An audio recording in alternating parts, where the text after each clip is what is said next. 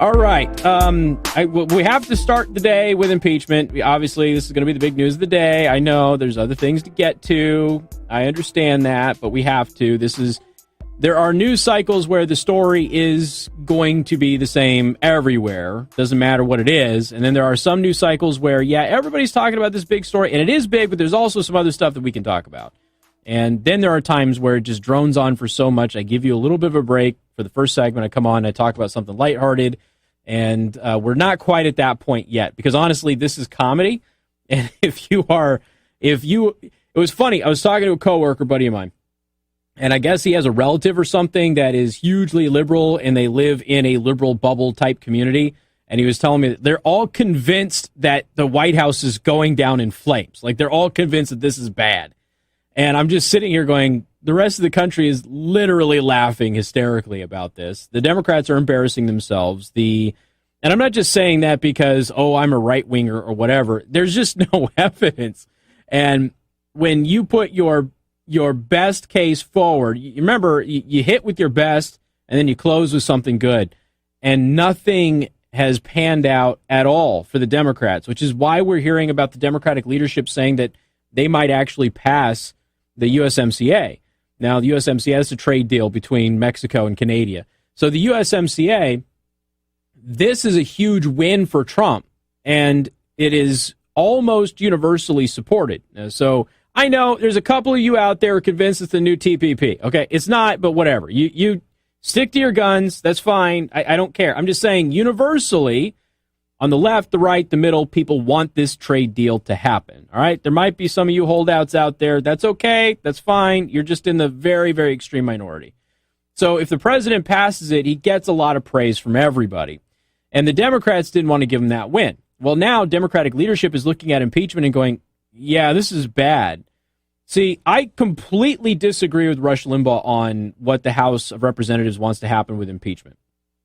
Rush said yesterday, I get to hear maybe 10 minutes of his show like a week, okay? I don't get to hear Rush Limbaugh's show. But yesterday, I'm in the studio. I got here early yesterday. I had him on in the studio while I was doing my work, and I heard him say that the House of Representatives doesn't want impeachment to go to the Senate.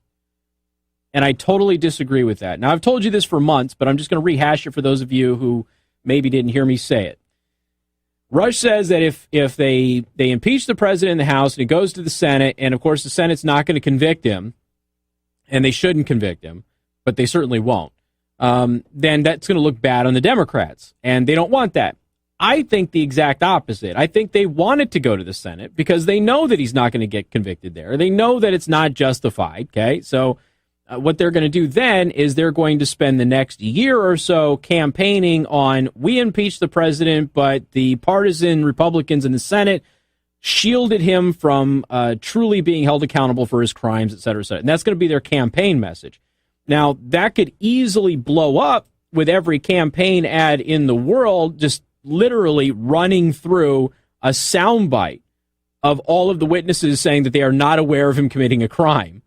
But I'm convinced that the Democrats want it to go to the Senate, okay? That's just my opinion. We'll find out ultimately what ends up happening, and then they can make a campaign stand, if you will, on obstructionist Republicans, thwarting the law.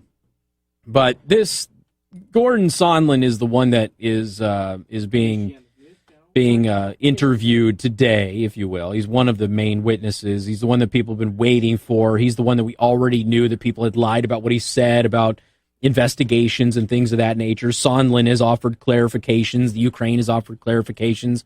And people are still running around and pretending that he said something that he himself says that he did not say. So I want to go ahead and cue up my audio, please. And we're going to go ahead and this is Sondland, all right?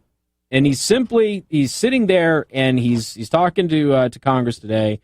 I want to give you a little backstory, okay? U.S. Ambassador to the European Union, Gordon Sondland, testified during Wednesday's hearing before the House Intelligence Committee that at the time, no one shared any concerns with him regarding President Trump's July 25th call with Ukrainian President Zelensky. Okay, so Sondland said during his opening statement on Wednesday, no one ever shared any concerns.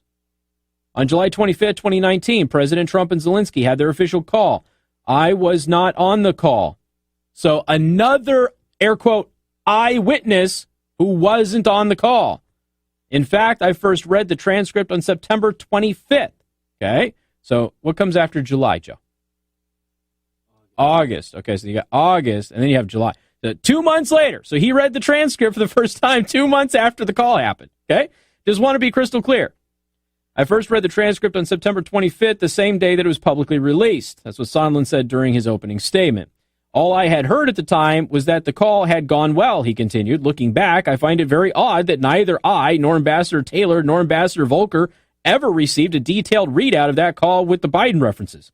Now, there are people who say that they had concerns about that call. No one shared any concerns about the call with me at the time when it would have been very helpful to know, he said. So I want to play this for you because I know a lot of you think that I just make this up out of a whole cloth, but here you go. Now there are people who say they had concerns about the call, but no one shared any concerns about the call with me at the time. Okay, see, I didn't make it up. That's not a deep fake video, although that's going to be the next argument that people say. Everything that we play on the show is going to be deep fake now. The phone call, Sean Davis on Twitter, the phone call, the defense appropriation, the whistleblower, they've all been flushed down the memory hole by Democrats. Their entire case now is, quote, Trump didn't give a foreigner a meeting. The original goalposts aren't even in the same hemisphere today. And he's right. How many times have they changed what the allegation is on this? Remember, it's quid pro quo. Okay, transcript comes out. Ah, crap, there's no quid pro quo on there. Well, maybe there was, and he's just hiding it, and this isn't all accurate. Nope, all the witnesses go, nope, no quid pro quo. All of the people who were on the phone call, nope, none of that. There's nothing illegal to happen. So then it became one of the other things, I forgot what it was. Then it was bribery, and now we're on to he didn't give a meeting.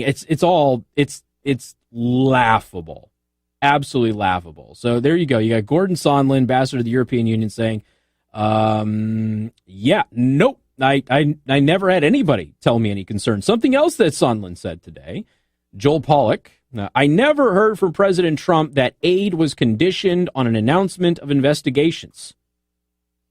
So Representative Goldman, so you never heard those specific words. Is that Representative Goldman or is that the attorney? That might be the attorney, excuse me.